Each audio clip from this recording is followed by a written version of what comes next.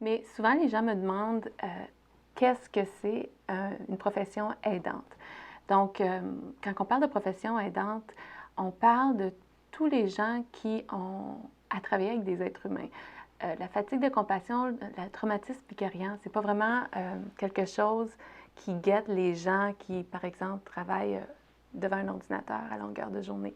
Donc, on peut penser aux policiers, aux ambulanciers, on peut penser aux pompiers, travailleurs sociaux, psychologues, médecins, infirmières, donc toutes ces avocats, toutes ces professions où est-ce qu'on doit travailler avec des gens qui ont vécu, qui ont des histoires de traumatisme ou qui ont des histoires difficiles, on a le potentiel de développer la fatigue de compassion et le traumatisme vicariant.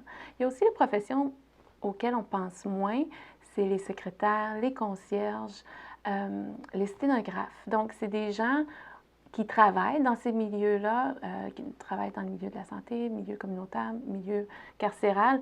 Et on ne pense pas à ces gens-là, mais ils font partie de la culture et reçoivent autant d'informations que peuvent avoir les autres professionnels qui travaillent directement avec la clientèle concernée par notre sujet d'aujourd'hui.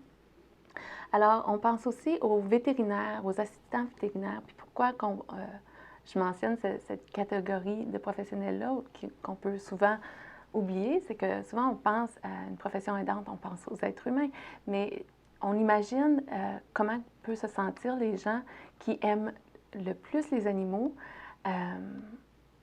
qui sont placés à travailler avec des animaux qui ont été fortement négligés, abusés ou qu'on doit euthanasier simplement parce que la famille n'a pas les moyens pour avoir la chirurgie nécessaire pour leur animal de compagnie. Il y a aussi ce qu'on appelle la fatigue de compassion pour les aidants naturels.